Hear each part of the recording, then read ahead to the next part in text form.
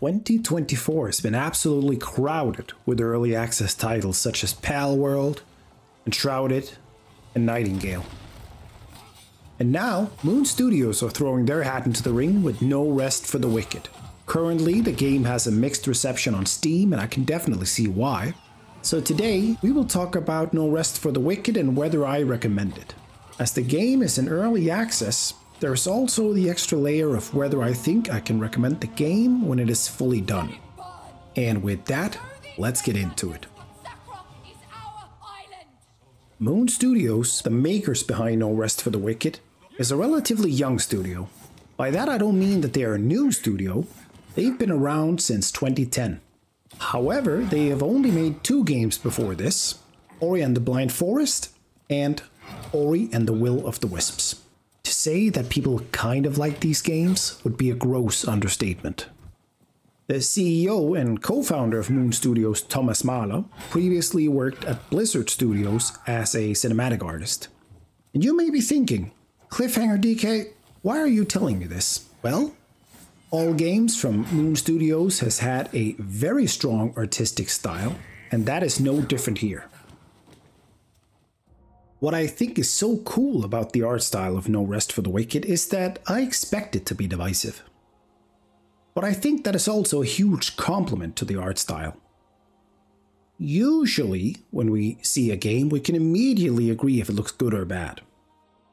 For example, Red Dead Redemption 2 looks amazing. Skull Island Rise of Kong from last year, it's look at that adorable, hideous face. I think that No Rest for the Wicked has an interesting art style, and they really went all in.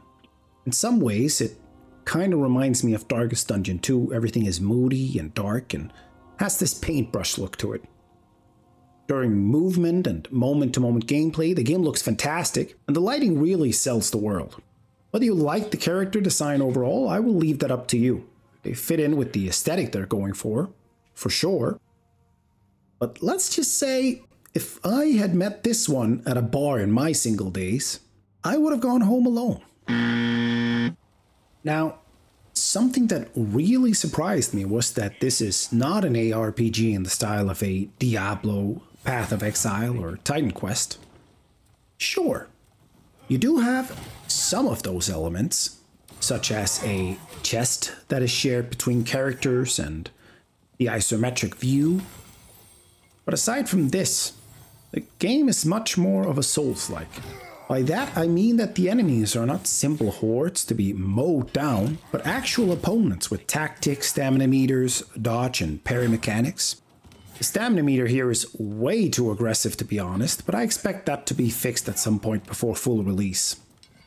However, for a game in early access, I was extremely surprised by how capable the AI is in a fight. When fighting 2 or more opponents, I really had to use the environment to my advantage, to avoid being surrounded or trapped in a corner. But similarly, this also led to some real bullshit moments at some points. I've been running a character designed for melee combat, then running into an area and bumping into an enemy with fireballs, standing on top of a huge sculpture. Just seems like flawed design. I know this is early access and I know the game will have co-op at full release, but still, that was not a fun time. What is fun though is the exploration.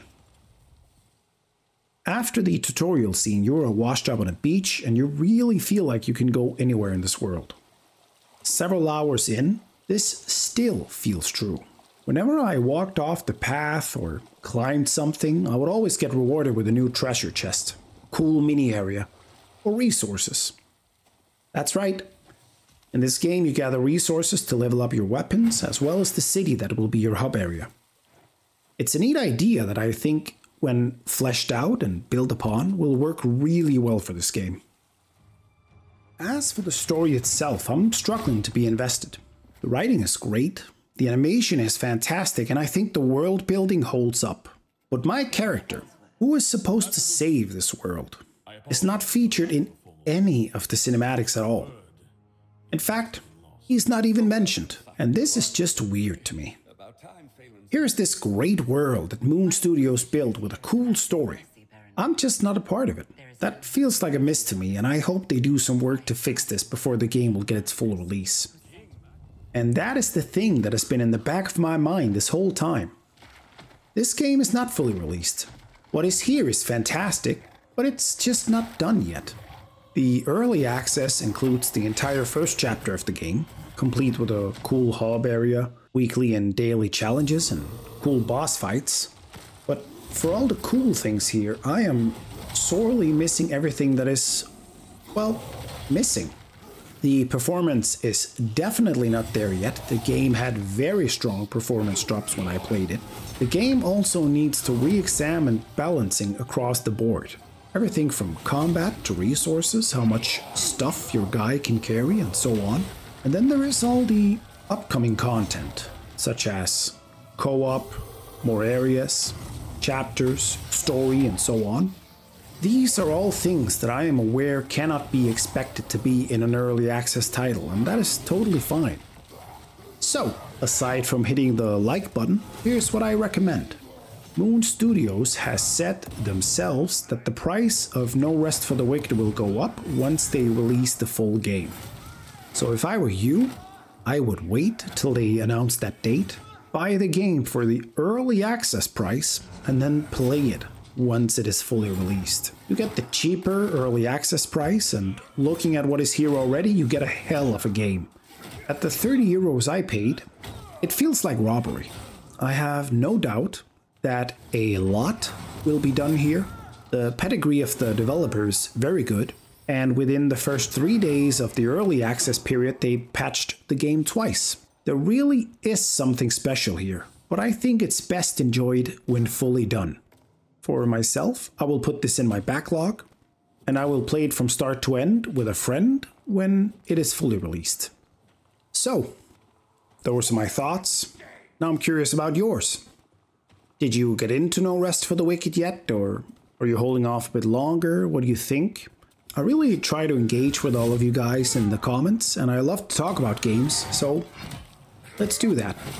One game I spoke about recently was the reboot of Saints Row, and how with all its flaws, I actually think it's a good time.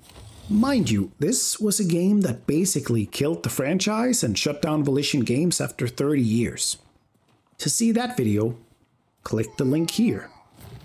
For more gaming content, click the logo to subscribe. And for watching this far, you get my undying thanks and a farewell in Danish. Ha en god dag.